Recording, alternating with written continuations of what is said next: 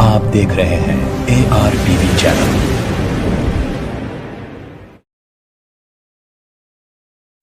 اصلاحی معاشرہ committee all India personal law board کے زیر اہتمام مسنون نکاح تحریک کا آغاز ہوا ہے۔ آج ہمارے معاشرے میں والدین پر شادی کا بوجھ ڈالا جا رہا ہے، بیجا غیر اسلامی رسومات کو اپنایا جا رہا ہے، مسلم لڑکیوں کی عمریں نکلی جا رہی ہے، جہیز گھوڑے جوڑے کی رقم کا بے انتہا مطالبہ ہو رہا ہے۔ آذان انٹرنیشنل اسکول ٹولی چوکی میں ایک اجلاس خاص برائے ائمہ خطبہ قضات منعقد کیا گیا۔ یہ اجلاس مولانا غیاث احمد رشادی کی نگرانی، شاہ محمد جمال الرحمن کی سرپرستی، خالد سیف اللہ رحمانی کی صدارت میں انجام پایا۔ جہیز آپ کی شادی کرنے کے موقف پر سسک رہی ہیں، آج اگر آپ نے محنت کی تو یہ اور ان کی دعائیں انشاءاللہ ہم سب کو لگیں گی۔ مجھے امید ہے پوری اختیار کیا ہے حضرت مولانا مکابر علماء کی تائید کے ساتھ ہم اس میدان میں کود رہے ہیں۔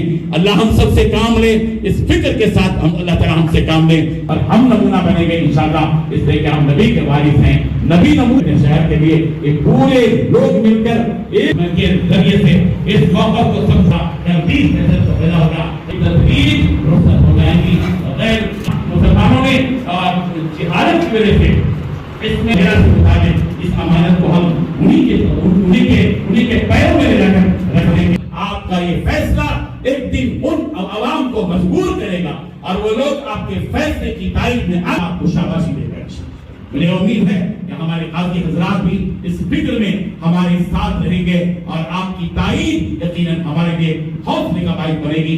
انہی خیالات اور انہی جذبات کے ساتھ میں اپنی بات کو ختم کرتے ہوئے امید کرتا ہوں کہ جس پیغام کو لے کر ہم اٹھے ہیں اور جس تحریک کو لے کر ہم کھڑے ہوئے ہیں، اس تحریک میں آپ پورے اخلاص کے ساتھ، پورے خلوص کے ساتھ، پورے جذبے کے ساتھ ہمارے ساتھ رہیں گے اور جب کبھی آپ کو آواز دی جائے گی آپ ہمارے ساتھ رہیں گے اور آپ اپنی حمایت اور اپنی شرکت اور ہماری تائید کے ذریعے سے ہمارے لیے حوصلے کا باعث بنیں گے۔ پوری امید کے ساتھ ہم انشاءاللہ اپنے آبان انصار کے ساتھ، اپنے رفقا کے ساتھ بڑھیں گے۔ یہ ذمہ داری مجھے دی گئی ہے، میں اس کا اہل نہیں ہوں، خود میری اپنی مصروفیات کتنی ہیں، لیکن ایک مجھے وہ زمانے یاد آتا ہے حضرت مولانا عاقب صاحب رحمۃ اللہ علیہ کا۔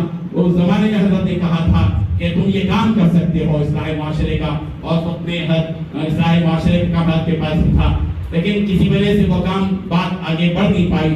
اللہ تبارک و تعالیٰ نے آج یہ موقع لایا ہے، انشاءاللہ مجھے امید ہے مولانا رفیع الدین رشادی صاحب، مولانا مصباح الدین صاحب، مفتی تجمل حسین صاحب، مولانا احمد نبیل صاحب، عبدالفتاح صاحب۔ السلام علیکم ورحمۃ اللہ وبرکاتہ۔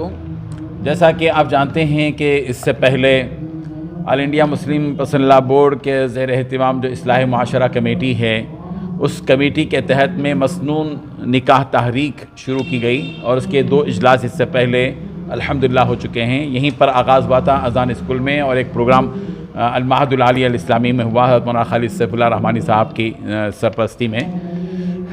اس سلسلے میں مسنون نکاح تحریک یعنی ہمارے معاشرے میں نکاح کو جو بوجھ بنا لیا گیا ہے اور نکاح کی بنیاد پر جو خرافات ہو رہی ہیں اور غیروں کی رسومات ہمارے اندر داخل ہو رہی ہیں، اور جن ظالمانہ رسوم کی بنیاد کی وجہ سے مسلم بچیاں ظلم کا شکار ہو رہی ہیں، ان کی شادیاں ہو نہیں پا رہی ہیں اور بچیوں کی عمریں حد سے زیادہ تجاوز کر رہی ہیں، اسی فکر کو لے کر مسنون نکاح تحریک کا آغاز علماء کرام نے کیا ہے۔ میرے درمیان حضرت مولانا رفیع الدین رشادی صاحب ہیں جو مسنون نکاح تحریک اصلاح معاشرہ committee all India Muslim personal law board کے جنرل سیکریٹری ہیں، اور مولانا مصباح الدین صاحب ہیں حسامی جو نائب صدر ہیں، اور میں غیاث احمد رشادی ہوں۔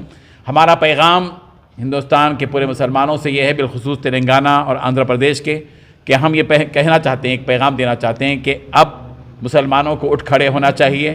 جن جاہلانہ رسوم اور خرافات میں ہم اب تک پڑے رہے، ہمیں اس سے بچنا چاہیے۔ ہمارے سامنے اللہ کے نبی صلی اللہ علیہ وسلم کی پوری زندگی موجود ہے، اور پوری زندگی صرف نماز کے لیے، روزے اور زکوٰۃ اور رمضان کے لیے نمونہ نہیں ہے، بلکہ آپ صلی اللہ علیہ وسلم کی پوری زندگی ہم سب کے لیے نمونہ ہے کہ آپ علیہ الصلوۃ والتسلیم نے نکاح کا طریقہ ہم کو دیا ہے، اور وہ طریقہ ہم سب کے سامنے ہے۔ سادگی کے ساتھ انجام دینے کا. ہم سب کو چاہیے کہ سادگی کے ساتھ نکاح کو انجام دے کر غریب لڑکیوں پر جو ہے انصاف کریں اور ان کے ساتھ احسان کریں.